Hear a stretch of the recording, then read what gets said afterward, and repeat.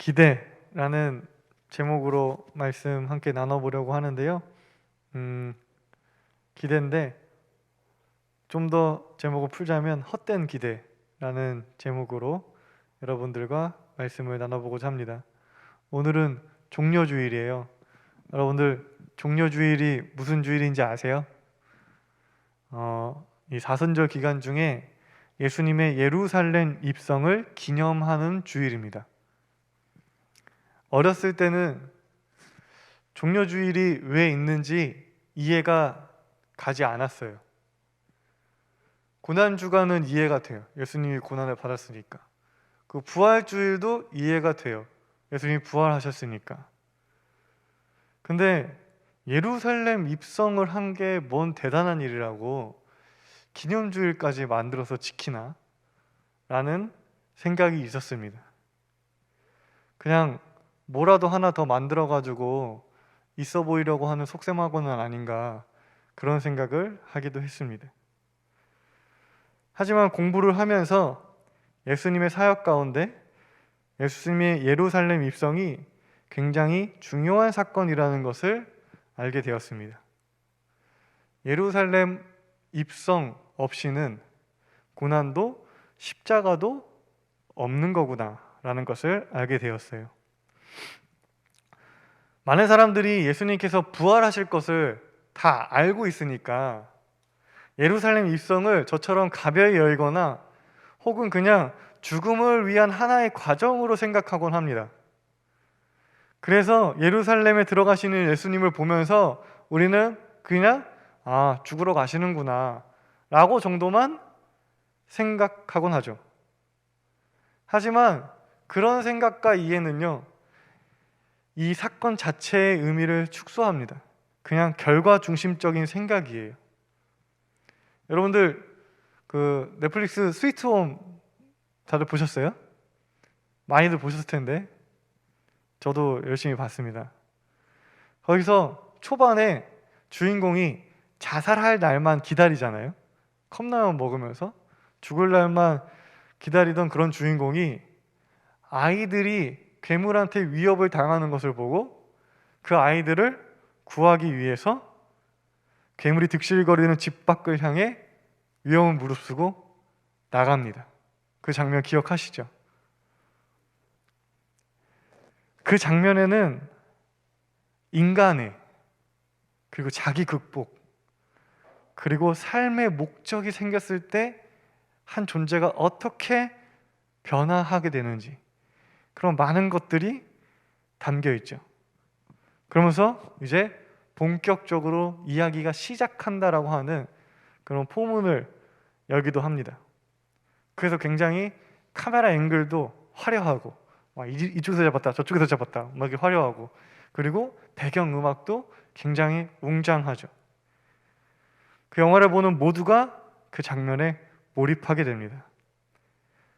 그런데 내용을 다 아는 사람은 그 장면을 보면서 이렇게 얘기할 수도 있어요. 쟤 안 죽어. 죽는지 안 죽는지 결과만 말하는 거죠. 그런 시선은 영화를 제대로 보고 있다고 말할 수 없죠. 우리도 이 시간에 이 종려주일, 예수님께서 예루살렘 입성을 하시는 이 사건을 바라볼 때 이후의 내용들, 예수님이 고난받으시고 죽고 부활하시는 그 결과를 머릿속에서 잠시 내려놓고 이 예루살렘 입성 이 사건 자체에 한번 집중해 보았으면 좋겠습니다. 일단 우리는 예루살렘이 어떤 곳이며 예루살렘으로 도착하기 전까지 예수님의 행보가 어떠했는지 생각해 볼 필요가 있어요. 우선 예루살렘은 성전이 있는 이스라엘의 수도죠. 우리로 말할 것 같으면 서울인 거죠. 법을 만드는 국회도, 그리고 대통령이 있는 청와대도 모두 서울에 있습니다. 또한 서울은 대한민국의 최고 부자들이 모여 살고 있는 도시이기도 하죠. 그래서 서울은 부와 권력이 집중된 곳이면서 동시에 모든 힘의 질서가 세워지는 곳이기도 합니다. 예루살렘은 바로 그런 곳이었어요. 예수님과 막 논쟁하던 바리새인, 서기관, 율법학자, 대제사장 등 성전 중심의 모든 권력과 부가 집중되어 있는 곳이 바로 예루살렘이었습니다. 또한 죄인과 의인이 나눠지고 무엇이 하나님의 뜻인가가 판단되어지는 그런 질서가 만들어지는 곳이 바로 예루살렘이었어요. 그런 예루살렘으로 향하는 예수님의 행보는 어떠했냐? 그런 예루살렘으로 가시는 예수님의 길이 어떠했냐? 또 우리가 살펴볼 필요가 있습니다. 예루살렘으로 가시는 동안에 예수님의 삶은 어떠했나요? 그 삶이 예루살렘까지 가는 예수님의 행보가 예루살렘에 들어가는 예수님의 목적인 것입니다. 예수님은 예루살렘과는 굉장히 멀리 떨어진 갈릴리 지방이라고 하는 곳에서 장애가 있거나 병이 들어서 죄인 취급받았던 사람들을 고쳐주셨어요. 몸의 치유뿐만 아니라 그들이 더 이상 죄인 취급받지 않도록 죄를 용서하시고 죄인이 아님을 선포하셨습니다. 그리고 유대인들이 굉장히 혐오하던 사마리아 사람들의 땅에도 들어가셔서 사마리아 사람들이 받던 멸시와 천대, 혐오로부터 그들을 자유롭게 하셨어요. 예수님은 여러분도 아시겠지만 항상 가난한 사람들, 병든 사람들, 억울하게 죄인 취급받았던 사람들과 항상 함께 하셨습니다. 오늘 말씀에 나와 있는 벳바게와 베단이라는 동네도 마찬가지예요. 여러분, 벳바게라고 하는 뜻이 뭐냐면 덜 익은 무화과 나무의 집이라는 뜻이에요. 덜 익은 무화과 나무의 집. 이게 뭔 말이냐? 무화과 나무는 두 번째로 맺힌 열매를 먹을 수 있다고 해요. 네, 그게 맛있다고 해요. 근데 덜 익은 무화과 나무의 집이라는 거는 첫 번째 맺힌 맛없는 열매를 먹는 사람들이 모여 사는 곳이라는 뜻입니다. 그러니까 쉽게 말해서 벳바게는 못 먹을 것을 먹는 사람들이 모여 있는 곳이라는 뜻이에요. 가난한 사람들이 모여서 사는 동네인 거죠. 병들거나 장애를 가진 사람들은 하나님의 저주를 받은 것이라며 죄인으로 낙인 찍혀야 했습니다. 병들고 내가 몸이 불편한 것도 서러운데 그 병든 이유가, 장애를 갖게 된 이유가 하나님이 저주해서라고 사람들이 이해하는 거예요. 몸도 아픈데 마음은 얼마나 서러웠겠어요. 가난한 사람들은 먹고 살기 위해서 먹지 말아야 할 것을 먹었고 모두가 꺼려하는 더럽고 힘든 일을 해야 했어요.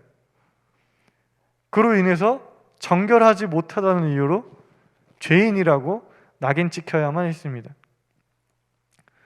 예수님은 그러한 사람들에게 복음을 전파하시고 하나님 나라라는 새로운 세상을 알려주셨어요. 그리고 그런 사람들한테 너희는 죄인이 아니야 라고 말씀하셨습니다. 그런 삶을 사신 예수님이 예루살렘으로 향하십니다. 즉 예수님이 예루살렘으로 들어가신다는 것은 억압과 폭력의 질서가 만들어지는 곳, 힘의 질서를 만드는 불의한 세력이 있는 곳을 향해서 하나님의 복음이 다가가고 있다는 것을 의미합니다. 그러니까 이게 얼마나 뜨겁고 중요한 장면이라고 말할 수 있겠어요. 그 질서에서 힘들어하는 사람들을 위로하고 돌봐주시고 사랑하고 치유하셨던 예수님이 이제 그 질서가 만들어지는 곳으로 들어가고 계신 거예요. 성경에 나오는 억울한 사회 질서가 성경 속의 이야기만은 아니에요. 제가 대학교 시절에 수업을 듣는데 한 교수님이 강의를 하기 위해서 오던 길에 자기가 있었던 이야기를 막 말씀하셨어요. 교수님은 학교까지 택시를 타고 오셨대요. 근데 그 택시 기사가 과속을 했던 모양이에요. 그래서 교수님이잖아요. 그러니까 이제 택시 기사님에게 어떤 삶의 가르침을 전해줘야겠다고 하는 사명감에 불타셨는지 이제 이야기를 건네셨습니다. 교수님이 뭔 말을 했는지 정확하게 기억은 안 나요. 그런데 어렴풋이 기억하기로 그 천천히의 중요성과 약간 빨리 가려다가 이제 천국도 빨리 간다, 뭐 이런 이야기였던 것으로 기억을 해요. 그런데 그 교수님의 말에 택시 기사님이 빨리 가지 않으면 안 되는 이 택시 회사의 구조에 대해서 말씀을 하시면서 교수님의 말을 좀 이렇게 귓등으로 들었나 봐요. 그때 교수님이 심기가 불편했겠지? 그래서 오셔가지고 이제 학생들한테 그 심기의 불편함을 토로하신 거예요. 너네들은 그러면 안 된다, 뭐 이런 말씀을 하신 거죠. 그리고 나서 이제 훗날에 제가 이제 택시 운전을 하시는 분과 긴 이야기를 나눈 적이 있는데, 그때 택시 운전이 참 힘든 일이라는 것을 알게 되었어요. 이제 택시 회사에서 차를 빌려서 이제 운전을 하시잖아요. 그러니까 회사에다가 내야 되는 돈을 제외하고 자신의 적정한 수입을 얻기 위해서는 정말 빨리 움직여서 한 사람이라도 더 태워야 한다고 말씀을 하시더라고요. 저는 그냥 한 사람 태워서 오래 시간 끌면 그게 더 좋지 않나 했는데 그렇지 않더라고요. 빨리빨리 이제 더 많은 손님을 태우는 게 더 이득이라고 하더라고요. 그런 속사정을 모르고 겉으로 드러나는 그냥 과속하는 모습만 보게 되면 그런 기사님은 죄인일 수밖에 없습니다. 그런 속사정을 모르고 그냥 겉모습만 보면 우리 눈에는 그냥 그분이 돈의 눈이 멀어서 법도 어기는 속물처럼 보이고 마는 것입니다. 물론 과속은 굉장히 위험하고 이웃의 생명을 위협하는 안 좋은 행동이죠. 하지만 우리는 그러한 잘못을 지적하는가 동시에 과속하지 않고는 생계를 유지하기 힘든 상황과 과속을 유발시키는 이 세상 질서가 있다는 사실을 간과해서는 안 됩니다. 그럼 우리는 그냥 성경에 나오는 것처럼 누군가를 그냥 죄인으로 만들고 있을 뿐이에요. 병들고 몸이 불편한 것은 결코 그 사람의 잘못이 아니죠. 누군가 장애가 있다는 이유로 무시를 당하거나 놀림을 받아서 슬퍼하고 있다면 우리는 그 사람을 위로해야죠. 그 사람과 함께 울고 함께 분노해야 합니다. 하지만 그리스도인은 그 한 사람을 위로하는 동시에 장애를 향한 사람들의 시선과 인식을 변화시키려고 노력해야 돼요. 한 영혼을 바라보면서 동시에 하나님 나라를 꿈꾸어야 하는 것입니다. 그게 그리스도인인 것이에요. 예수님은 약하고 소외된 한 생명을 위로하는가 동시에 약하고 소외된 존재들이 생겨날 수밖에 없는 이 잘못된 세상 질서를 하나님 나라로 바꾸시기 위해서 예루살렘으로 향하셨습니다. 예수님의 입성은요, 결코 권력의 교체나 그 권력의 완력 다툼을 위한 발걸음이 아니었습니다. 예수님의 입성은요, 대제사장과 바리새인들을 몰아내고 새로운 종교 지도자가 되기 위함이 아니었어요.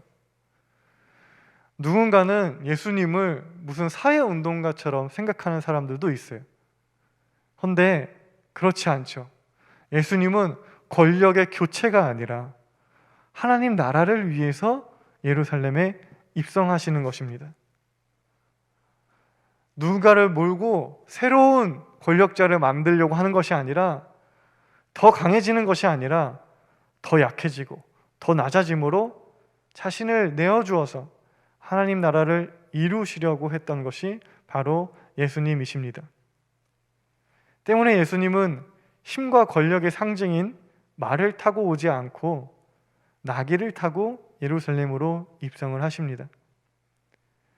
나귀를 타신 것은 스가랴 9장 9절의 예언을 이루시면서 세상의 왕이 아닌 하나님 나라를 위한 하나님의 아들임을, 자신의 정체성을 드러내기 위함이었습니다. 스가랴 9장 9절 제가 한번 읽어볼게요. 도성 시온아 크게 기뻐하여라. 도성 예루살렘아 환성을 올려라. 내 왕이 내게로 오신다. 그는 공의로우신 왕, 구원을 베푸시는 왕이시다. 그는 온순하셔서 나귀를, 곧 나귀 새끼인 어린 나귀를 타고 오신다.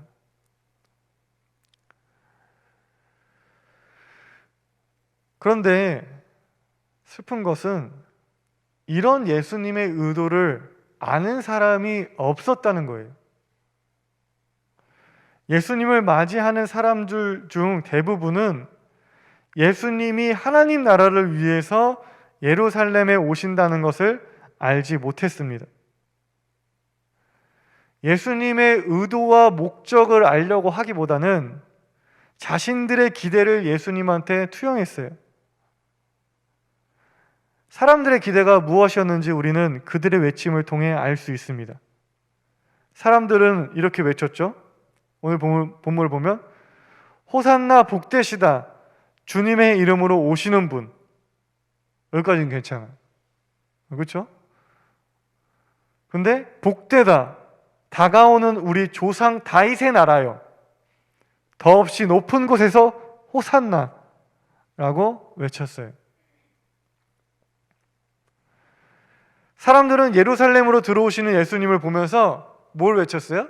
다윗의 나라를 외쳤어요. 예수님을 통해 다윗의 나라가 곧 이루어질 것이라고 생각했던 것입니다. 그럼 다윗의 나라가 뭐냐? 다윗 시절을 의미하는 것입니다. 다윗 시절은 어떤 시절이에요? 이스라엘이 가장 빛나던 시절이었어요. 군사적으로, 경제적으로 가장 호황을 누리던 시절이었습니다. 주변의 모든 국가들이 이스라엘에게 잘 보이기 위해서 조공을 바쳤고 많은 전쟁에서 승리하면서 영토를 넓혔던 시절이 바로 다윗 시절이었습니다. 그래서 사람들은 예수님을 민족의 지도자라고 생각했던 것입니다.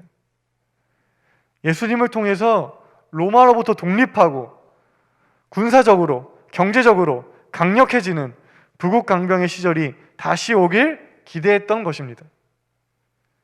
그래서 그렇게 기쁘게 외쳤던 것이에요. 예수님을 향해 호산나를 외치는 사람들의 그 헛된 기대가 우리의 모습은 아닐까요? 예수님을 바라보는 사람들의 시선이 나의 시선은 아닌지 생각해 보았으면 좋겠습니다. 우리는 하나님 나라를 바라보기보다 강함과 부요함을 가져다 줄 세상의 왕으로서의 예수님을 기대하고 있지는 않은지 생각해 보아야 합니다. 우리가 고백하죠? 오직 예수님을 통해서만이 구원받는다.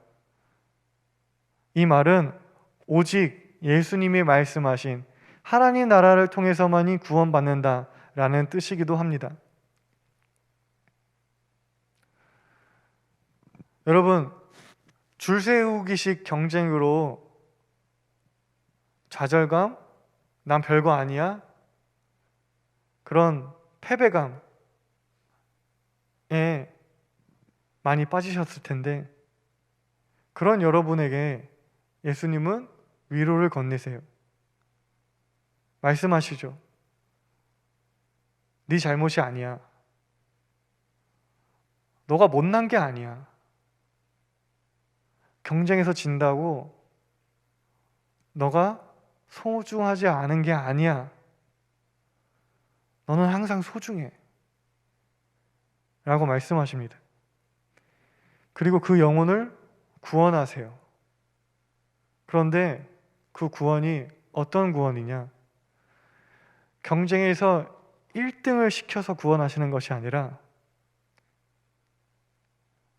서로 돕는, 경쟁하지 않아도 되는 상생의 하나님 나라를 이루심으로 그 영혼을 구원하십니다. 돈이 없어서 억울하고 비참하죠. 그럴 때 있죠. 그 한 영혼을 예수님이 위로하세요. 사랑하는 아들아, 사랑하는 딸아, 가난은 죄가 아니다. 네가 많이 가졌다고 해서 귀한 사람이 되는 것도 아니고, 네가 없다고 해서 별거 아닌 사람이 되는 것도 아니다. 너는 내가 세상 그 무엇보다 사랑하는 귀한 존재다 라고 우리에게 말씀하십니다. 그리고 그 영혼을 구원하시죠. 근데 어떻게 구원하세요? 그 한 영혼에게 일확천금을 줘서 구원하시는 것이 아니라 모두가 함께 먹어도 풍요로운 오병이어와 같은 하나님 나라 사건을 통해서 그 한 영혼을 구원하시는 것입니다.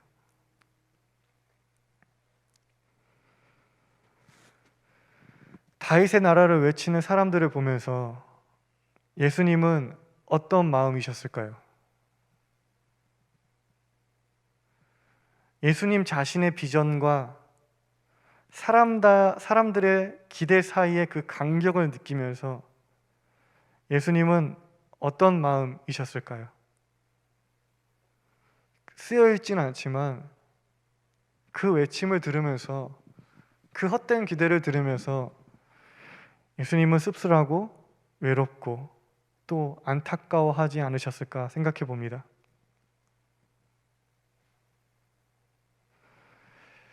우리 모두 예수님을 바로 보길 원합니다.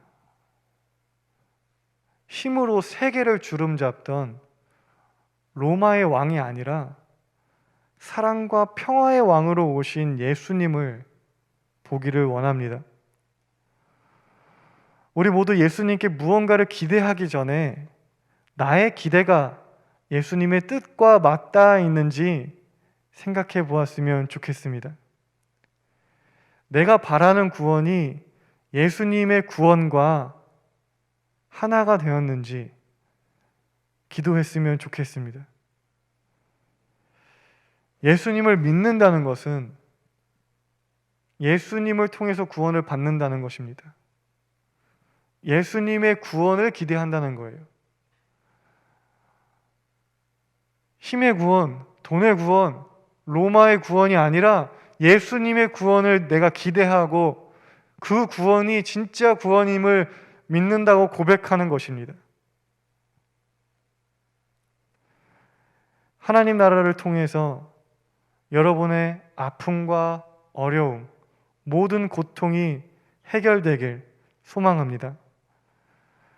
하나님 나라를 향한 여러분들의 기대, 희망이, 그리고 그 나라가 반드시 이루어질 것이라고 하는 확신과 믿음이 지금 겪고 있는 모든 고난을 극복하게 하는 힘의 원천이 되길 간절히 소망합니다.